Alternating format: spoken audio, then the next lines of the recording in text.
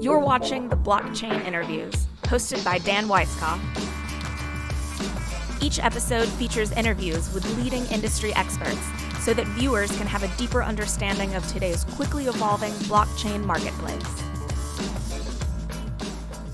Welcome, everybody, to the Blockchain CEO series. I often speak about how blockchain is transformative and about how tokenization is about digitizing assets. In the world of crypto, we also often speak about truth replacing trust. Most advocates see crypto as a means to unlock transparency, foster freedom, and drive financial inclusion. In my due diligence around GrainChain as a disruptor, it feels like the firm has truly been built to shine a mega light on these factors. So today I'm especially excited to bring the CEO of GrainChain on our show. Luis, thank you so much for joining us today. I really look forward to a wonderful, active discussion about what you all do. But before we get started on that, would you tell us a little bit about how you started GrainChain, your background, et cetera? Absolutely. First of all, thank you so much for having me. It's always a pleasure to talk about what we're doing and how we're progressing in the world today. But just to give everyone an introduction, my name is Luis Macias. I'm the CEO of GrainChain. I'm an interesting case when it comes to technology. I started in this industry 20 years ago. I had my first exit in 2005. It was a successful exit. We focused on automating and digitizing the insurance process. We created automated insurance engines, and it was a great experience for us. I was not in agriculture. I did not grow up in agriculture. I married into agriculture. So in 2008, I met my wonderful wife, and about 2 years later, my father-in-law, who is a very large-scale farmer, came to me and said, I need a solution. I need to figure out how to run this business in a better way. I've been doing the same thing for the last 40 years. The operation is quite large, and I need you to find me the best solution. And as a technologist, I always knew it's better to buy versus build. It's just there's a bigger return on investment to buy versus build. We went out and we looked in the market, and I couldn't consciously really just recommend something that I felt was going to be something effective for what his needs were. He was an operation who historically worked as kind of a local bank, right? He would farm, but he would also house a lot of grain for a lot of different farmers. He would always take on not only the credit risk, but lend to a lot of the different groups around him. And the level of organization was always the old school farmer. I'm gonna feel how it is, and that's how I'm gonna operate. And I felt that was just a very inefficient way to do business. In all the businesses around the world, especially businesses who require a significant amount of capital, there's levels of guarantees, and here you just don't have guarantees. You don't have. You go on a handshake, and you go on the trust of a farmer. We set out to digitize the entire process. So we started the business by creating mobile apps, creating IoT sensors, doing everything to be able to understand what the positions of the farmers were. But we found that there's just a lot more. There was a lot more to be done. We started the process. This was an in-house development. This was very, very rudimentary. My CTO and I got together and we just built it, and we built the first prototype in 3 months. We set it out there, and it started getting a lot of attention. And the attention was, what are you guys doing? How do you guys always know how much grain is in the elevators? How do you guys get this information back to us so fast? And it changed the concept of guessing or tallying to knowing where you are all the time. But we saw an interesting market here. We saw the ability for us to be able to transform what's out there. And this is in the United States. So in the United States, when we started this mission, it was really, we had a lot of farmers out there who could take advantage of a lot of the newer technologies coming out. And we instantly found out that our biggest problem was contract settlement. And contract settlement is something really interesting because in commodities, it's not just about how much are you paying and how much are you selling it for. There's a lot of different caveats to a contract, right? We've got to verify whether there's liens. We got to verify who we have to pay. We got to integrate logistics. We got to understand that what we're paying for is what we're getting. And a lot of that is origin information, right? Who is it coming from? What fields are they coming from? What's going into the product? Is it meeting the standards of what you need to sell it at the end? And in the past, this was something that was done in bulk on paper and took time to settle. It took time to figure all of this stuff out.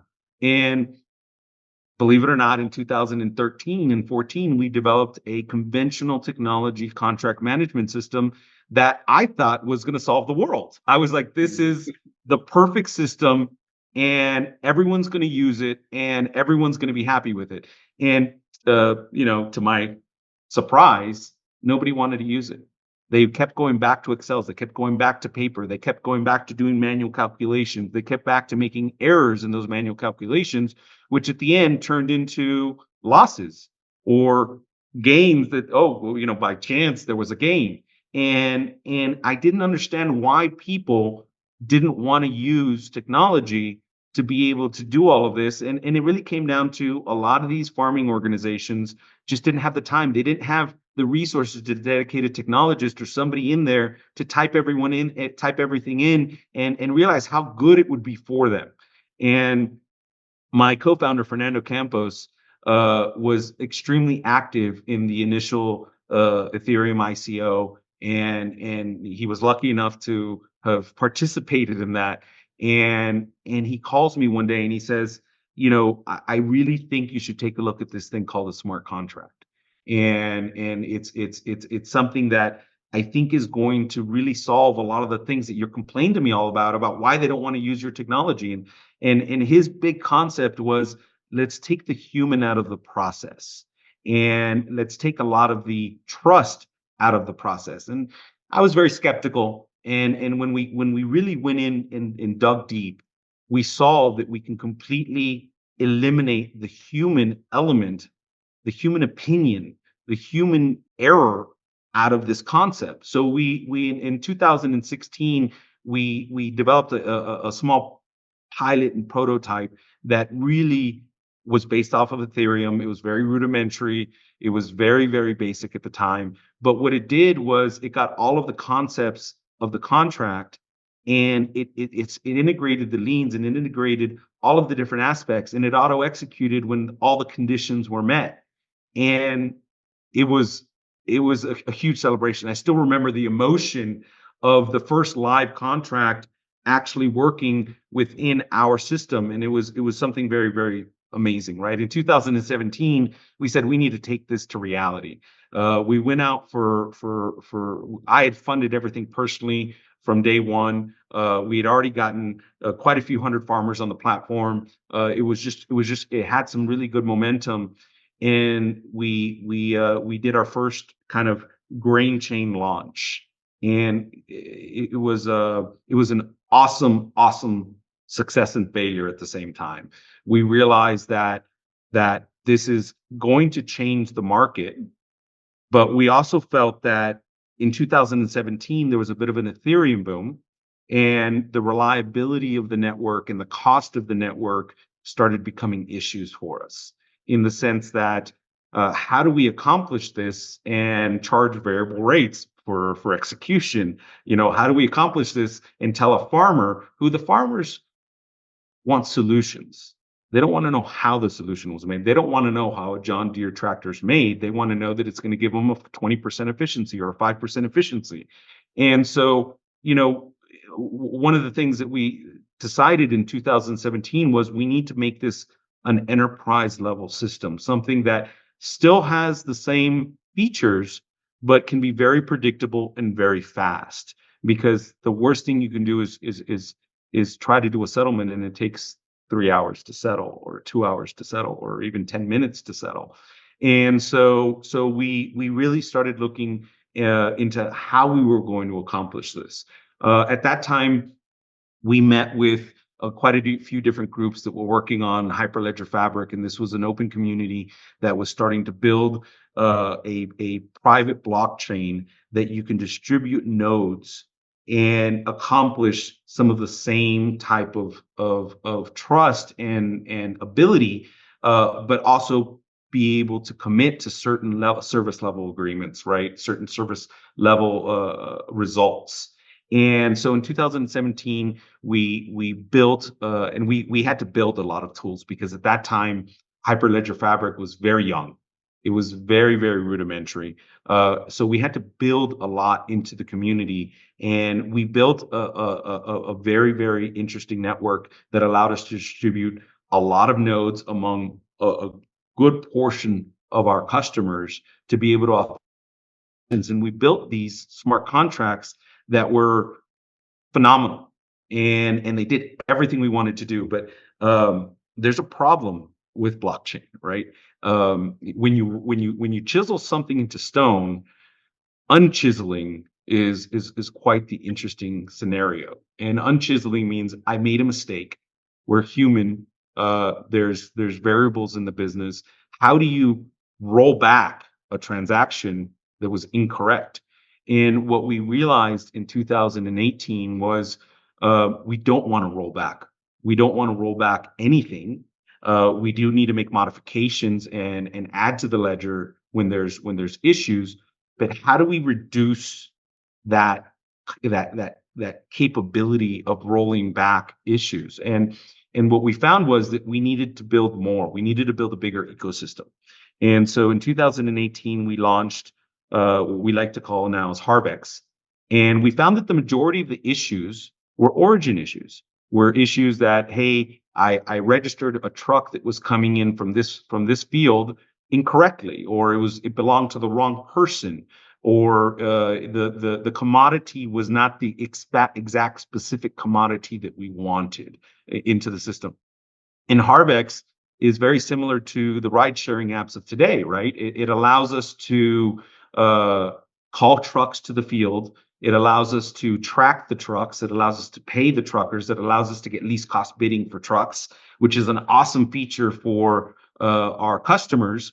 But that's not why we built it. And now we had to build it in a sense that people were going to use it, but we built it so that we can certify the information. We built it so that we can know that this corn came from this field and this farmer, and the geofence from that field was this specific type of corn, and it got here. And when it gets to any of our facilities, it auto feeds into our system, and we know exactly where it came from, and we reduced our errors tenfold.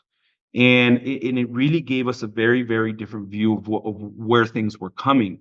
And it really started taking off when the you would see it in the environment when truckers would when you start to harvest.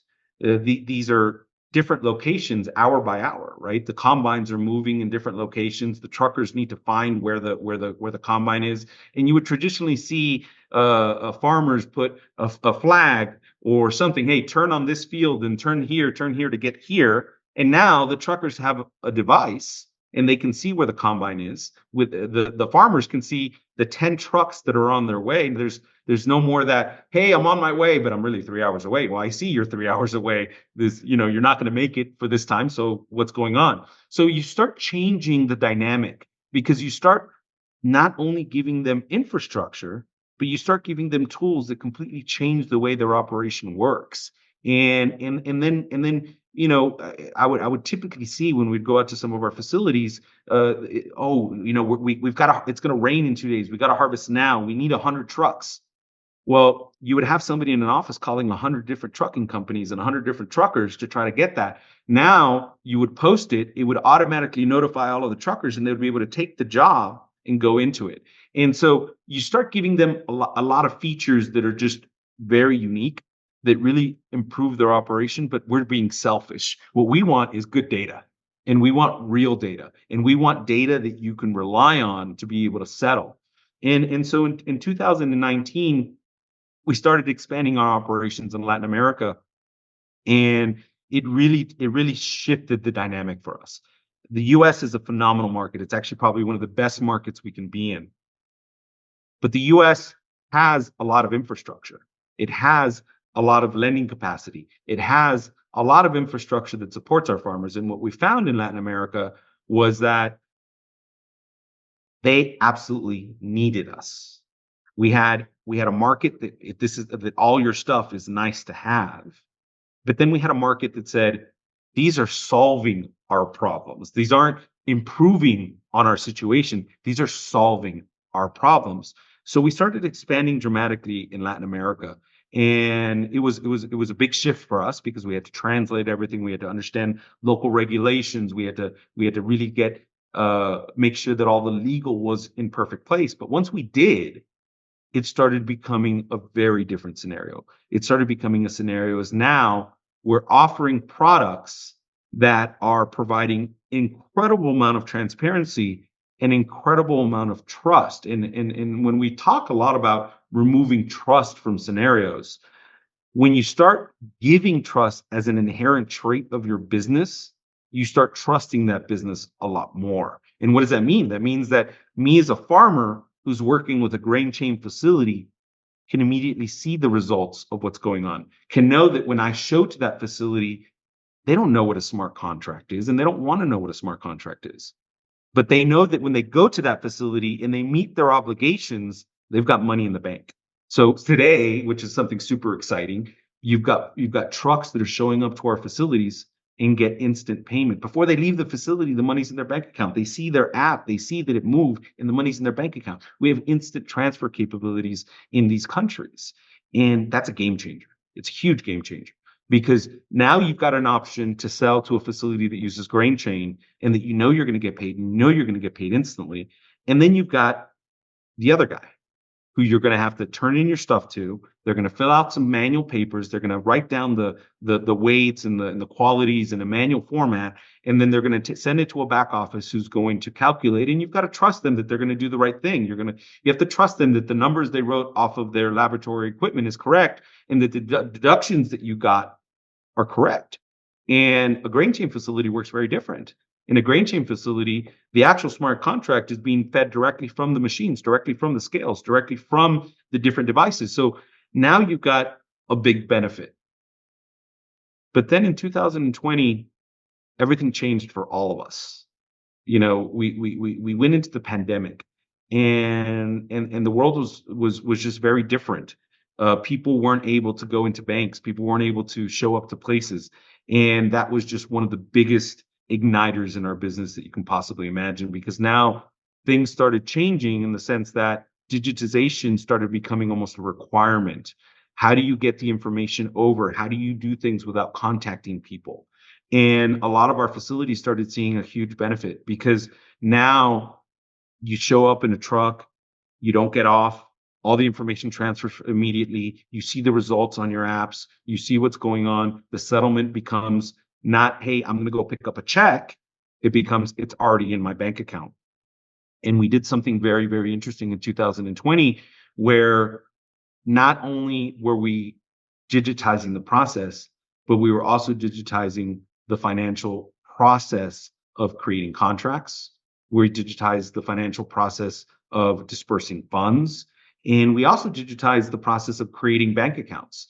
And so, you know, in the US, everyone has a bank account. I mean, it's almost everyone, right? But that's not the case in Latin America. And in Latin America, to create a bank account is a complex process. And there's a lot of farmers out there who've always worked in cash. And so we started changing it into a completely cashless system. You don't have a bank account? No problem. Register on GrainChain. We'll create you a simple bank account, and your funds are going to be transferred, and you can pull your money out. Well, that was a huge turn for us, because not only did that not really exist in that industry, but it started banking a lot of people. It started giving them kind of an introduction to the formal banking system, and that created a tremendous byproduct. It created a byproduct that we can track what farmers were producing. We can track their historicals. We can also put them into a formal financial system where we can prove those historicals. So not only do we have farmer X, who previously didn't have a bank account, who now has 1 or 2 years worth of historicals, and has proof of payment for the production that they made. And so that really started shifting our business a lot. And it did a lot into the coffee market in Central America and bled into South America. And what that did was we started becoming a mechanism. We were invited by the Global Development Bank into Central America to have some speeches to the banks about the benefits of financial inclusion and digitization. And we were a prime example of that. And what we were showing was not only is it possible, but what are the byproducts of that? And so in 2021, we took off and we started exploding in user base, and we started exploding in overall functionality. And we started working with a lot of banks and a lot of financial institutions in the sense of how do we create a system that really starts protecting and expanding the application of funds in the agricultural market. So we had something unique. We had the data of production. We had the data of overall the ability of payments. And we started creating different mechanisms to be able to underwrite these farmers because they didn't have the historicals before. And with the historicals, now you have the ability to say, we have a group of 100 farmers in this group, and these farmers produced this much and they got paid this much. And we can create a model that allows them to know how much they can sustain in a lending market. And so we started working with these groups and we started giving them the mechanism to create, distribute, and efficiently return their loans. And that was a big factor with us, because now our business started to become not only the operating system of farms, but it went into how do you enhance and grow those farms. Well, now with official documents that show production, official documents that show payment, we now also had something super unique, which is called a smart contract. And in the smart contract, we can include the loans and we can include the liens on all of these different commodities. So what we pitched to the banks were, hey, distribute your funds through GrainChain. Auto attach the liens to all of these customers. And when they get paid, you'll get paid first. And the difference goes to the farmer. And so, typically, you're in a situation where funds are tight and you're working in the scenario and you get paid for your commodity. Well, traditionally, you would have to write a check to the bank or have to go into the bank and make a payment on your loan. Well, sometimes things come up. We got to buy pay tuition or buy a bike or buy a car or pay for another debt. What we sold to the banks was, by them getting paid, you get paid automatically. So you are the first payment on that. You're the first lien. So when you buy a house and you owe money to a bank and you go to a title company, well, you don't get the full payment for the bank for the house and then go pay the bank. The title company distributes the money. Well, our smart contract was acting as if it was a title company for all of these commodities in an automated fashion. And that changed the game of liquidity. In tradition, banks, agriculture, especially in Latin America, is a high risk game. Most banks do it because they have to, not because they want to. We need to sustain our food supply, so we need to lend money. But it was here's $100,000. I hope your crop goes well. Call me in 9 months. And that's a hard thing to do. What we changed was, hey, here's $100,000. We're going to program your distributions of those $100,000 based off of your actions. So we created a product called Seed Audit. And this product, what it does is we like to call it the farmer's notebook. And what it does is, if you want liquidity, then you gotta register into the system, and you gotta geofence all of your farms, and you gotta put what your inputs are. And we can predict to a certain level what your production ability is going to be. And once you know what your production ability is going to be, we can predict how much money you're going to need for your inputs. and what the schedule for inputs are, what the schedule for workforce is, what the schedule for harvest is, what the schedule for logistics is. So now, instead of handing somebody $100,000, you're going to program their program into $100,000. They're going to get $20,000 when they register into the system, geofence their fields, and prove their production. Then they're going to get another $20,000 2 months later when they're going to need a fertilization. And they're going to have to submit proof and evidence into the smart contract that shows them what that evidence is. So maybe it's a picture, maybe it's an audit, maybe it's there's different types of criteria depending on the crop. Once that information is submitted into the contract, then another $20,000 is dispersed. But let's say halfway through the season, we get a storm, and that storm comes in and destroys everything. Well, the other $60,000 has not been distributed. You've reduced your risk, and you're in a better scenario. But let's say everything goes great, and there's 3 more disbursements, and there's a disbursement at the end for logistics. And your truckers get paid on time, and they're coming because they know they're going to get paid through this smart contract. And you start harvesting, and you start turning in your product. Once you turn in that product, you get into a scenario where you start getting payments, and our smart contract auto calculates what the volume of those of that crop is that's being turned in, and subtracts the percentage of the loan from that payment and automatically repays the bank. Now, when you talk to a bank, how good does that sound? How real is that? How tangible is that? You reduce risk. You've understood, and I say this a lot to a lot of customers. I say you can lend a farmer too much, and that's extremely that's extremely poisonous. But then you can lend them too little, and that's just as poisonous. And having a system that's helping you calculate how much the proper amount to lend is extremely useful. But then having a system that distributes the funds in a timely manner, where their interest is reduced because they don't take this huge sum and they have it sitting there, and where the repayment is automated, that's a game changer. That's a game changer. But this didn't happen overnight.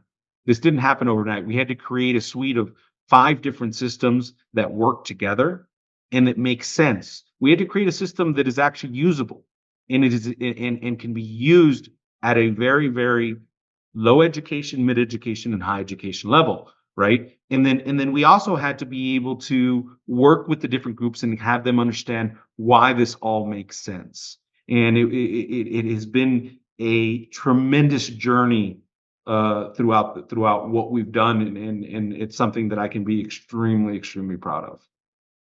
Luis, thanks for taking us through all that. That's tremendous in so many ways. So, Bob, so to a large degree, the lender is able to loan the farmer money in a systematic way and charge them less, right? Because they've got more confidence, and the farmer is able to get their money on a regular, systematic way and grow and build their business. Absolutely. And our big focus is growth, right? How do you impulse growth in a business that has shrinkage, in a business that is becoming more and more corporate? But farming in Latin America is a part of a huge GDP of a lot of these countries, and it's middle to small farmer size who this isn't a venture. This is a livelihood. This is can I do enough and produce enough to pay the bills, survive, and go on to the next season? And Luis, give us a sense of, well, I mean, your inertia at this point and your momentum is building. I read that you have, let's see, some 20% of all coffee out of some of the countries, and 90% for specialty. Yeah. So in certain regions we have a very huge footprint. Some of them are small regions, but they're very significant in an area. In certain regions we have a lot of volume in the smaller footprint.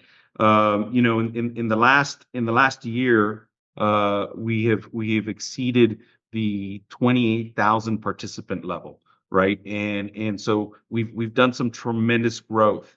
But I think more than just participants, we've really captured a large percentage of different groups. I would say in the last 2 years, 100% of our business has been inbound and referral.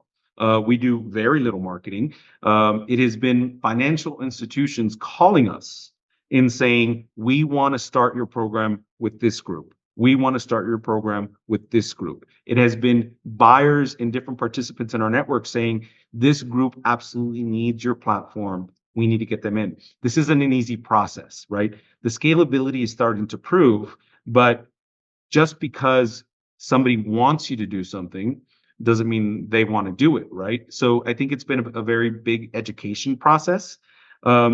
But there's a lot of incentive, right? So we've changed the model. When a bank says, I will lend you money if you use this platform, then your opinion changes about a platform, right? You're like, well, okay, I'm going to do it because these are my requirements to borrow money, right? But then what we found is a phenomenon, because a lot of times the banks require our transactional platform, but they start seeing the benefits of logistics. They start seeing the benefits of origin data, because, I'll give you an example of how important a platform like ours is. In many countries, you need to get your product certified. Like, let's say you want to be Starbucks certified, or you want to be Fair Trade certified, or you want to be organic certified. And our platform gives you the ability to digitize those certifications, but it also passes that certification with the transaction of the product. So I can easily say, this coffee was produced by these 17 farmers, and these are the certifications. Here are the digitized documents compared to, handwritten in subjective documents, right? But getting even a step further, the European Union is now requiring every agricultural product that's coming into their country as of 2025 that there's proof of non-deforestation.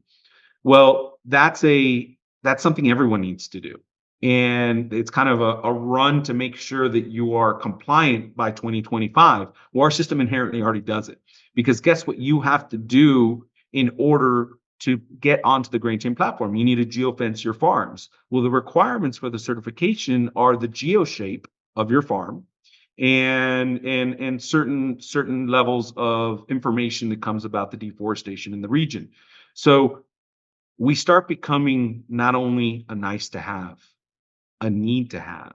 Now we start becoming a requirement. And so by inherently getting the benefit of having an operating system in your institution, you are now compliant by default. And that starts changing things, right? That starts changing things, because now you're not having to buy just a compliance software. Your compliance software is built into your transactional, your logistics, and your settlement system. And so things start really just evolving. And that's been a big part of the speed of our growth.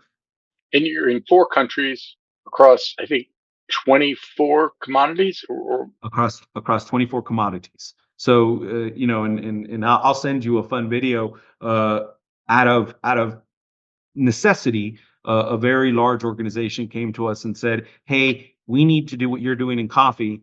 We need it in milk. And we're even doing milk today. And I'll send you a great video of how we are transforming the milk industry in Central America to provide basic needs. And it's a phenomenal program that I'm very, very proud of. and so it's Mexico.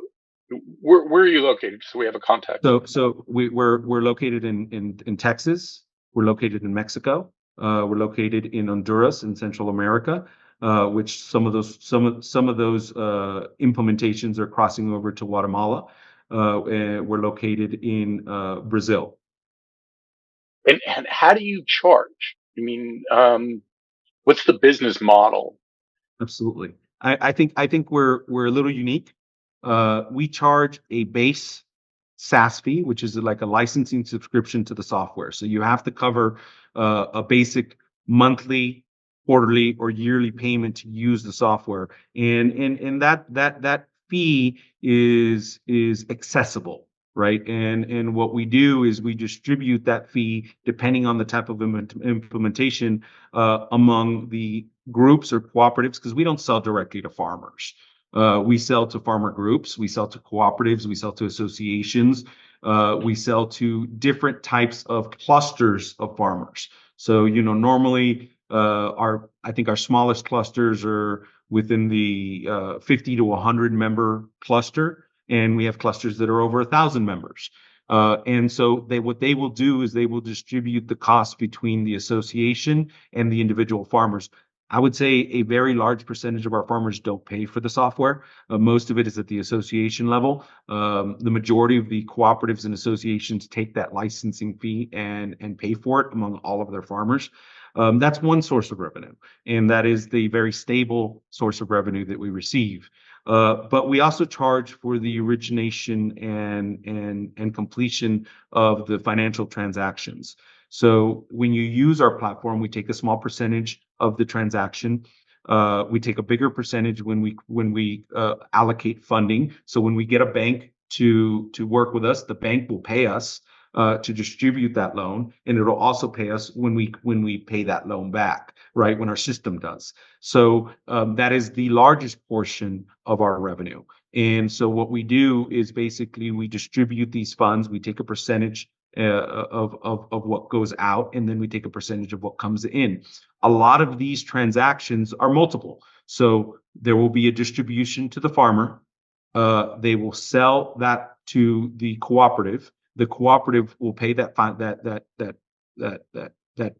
repayment fee, and then they will also sell to the next group, and we take a piece of that too. So basically, sometimes we are part of one transaction, sometimes we're part of 3 to 4 transactions among the supply chain, depending on who's members on our platform and what systems they're using. We also charge for logistics. So very similar to the ride sharing apps, for every truck that goes out, we take a percentage of that fee that goes out, and we get revenue from that.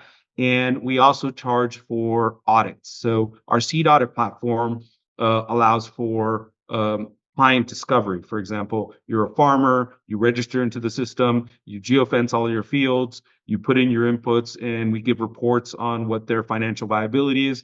That we charge for those audits. But then there's also production certifications, overall different types of evaluations. So all of those audits, we get a fee for all the audits that go out and come back in. Louise, when Starbucks, as an example, says this is organic coffee, we don't really know that it's organic. And when I'm paying my $8 bill for my coffee, but you do, that's part of the audit process, right? I'll tell you a difference between what GrainChain does, and I'm not saying the others aren't great, but I'm saying GrainChain's amazing. When you do an audit on seed audit and you're doing a certification, our system knows that you're on that farm, and you cannot do the audit if you're not on that farm. If you need to take pictures, we know that they're within the geofence farms that you have registered. When you do the audit, when our audit process actually requires that you take a picture of the farmer and he signs, and we know you're on that farm, and we know that it was created, we start lowering the capacity for false audits. And we start understanding that if you took a picture of water drainage, or if you took a picture of the plant on this farm and you try to use it for the other farm, that won't work. And so that, and the same thing goes for deforestation. When you are creating a deforestation statement and saying these are my farms, and they're not within an area that was chopped down, we also know that you can't use that for somebody else. And so the beauty of geoshapes is that when one creeps into the other. And so you start getting not only a very strong definition, but you start understanding that when you're buying that $8 organic coffee, it really came from an organic farm that has been audited, and that those certifications traveled with the transaction to the final end user. So you mentioned milk. What other commodities do you have connectivity with? I can say that the big ones are corn, wheat, sorghum, sunflower, cottonseed. We do quite a bit of coffee. We do palm oil. We do milk. We do cocoa. There's if we try to stick to, and I think this platform works with any kind of non-perishable commodity. I'm not saying we're not getting into perishables, because we're playing, and we do have a client who is testing perishables. But when we start creating smart contracts and we start getting into a scenario of a guaranteed payment for quality that was established, perishables have a little more of a short lifespan. And so we want to ensure that we're providing the best product and the best results. So we do work. We've even done cement. So we've really gotten into, if you have a product that can be graded, that can be gauged, and that can be defined with certain variables of plus or minus value based off of condition, we can work it. I'm not saying we're getting into it, but it applies very well to the oil and gas industry. It applies to a lot of other industries. We're not touching those industries at the moment because we have our hands full. But the reality is that we're creating an origin platform that has true data, that is machine generated, and that is relying less on people, more on facts, and giving a very, very defined and understood result. And why does Ethereum specifically work best for you versus other protocols? So, Or so, can you expand so beyond that? Yeah, so we started with Ethereum. We moved off of Ethereum and went to Hyperledger Fabric. It has a lot of the same a lot of the same scenarios. It's important to us to be able to distribute not only the information to nodes across a lot of different areas, and I think that the baseline technology is works well with a lot of other protocols, right? I think we've found something that works really well. We've been approached by different groups to do different types of implementations. Um, I see blockchain as an elemental piece of technology that is absolutely into our customers. We use blockchain for what it is. It is a true, real tool that allows us to be able to execute non-modifiable contracts, that gives us the ability to move money and assets from place to place, and it gives us the ability to truly operate the way we need to. I don't see another technology that can keep everyone honest and do what it needs to do, right? But I see it as I see it as a baseline technology for our technologies, and we get incredible performance and incredible results out of what we use. We have integrated into other networks, including the Mastercard network, um, to be able to not only solidify the asset, but have a third-party verifier out there that is extremely trusted. And that'll grow over time. And there's going to be more parties that get involved in what we do. But we see blockchain as an elemental piece of technology that you cannot produce it with a standard database and provide the same level of trust. I don't want you to trust me. I want you to know. And that's basically it. Is that if I were to put in standard technology in a lot of the things that we do, we cannot ensure the level of trust, and we cannot ensure the level to everyone. Whether you're looking to keep me honest or not, it's keeping me honest. So the great part about your business is you're solving so many different problems by using blockchain through your business. What limitations do you have in your growth? Because it seems to me on the financing side, you're protecting them, and they're going to lower lower the cost of capital for their farmer. On the farmer's side, you're helping them grow their business. Um, is it the firms like Archer Daniel Midland or Cargill who could be an issue for you, who want to create a competing technology? So I'll talk about the real problems first. and then I'll go on to the big problems. The real problems is technology. We're selling technology to a group that historically has never had technology. We're going into regions that are limited in connectivity, they're limited in resources, they're limited in all sorts of different areas. Anyone that tells you that they're going to implement an ag tech solution into the first mile and it's easy is a liar. It's not easy. And I think that we have figured out one of the keys in how to get the system adopted, which is finance. Because I think that if we were going with a solution that solves all your problems, and you have a lot of other problems like where am I going to eat tomorrow, and is it going to rain, you're not going to get the attention. But I think we figured out a way to really expand into regions, but it takes time.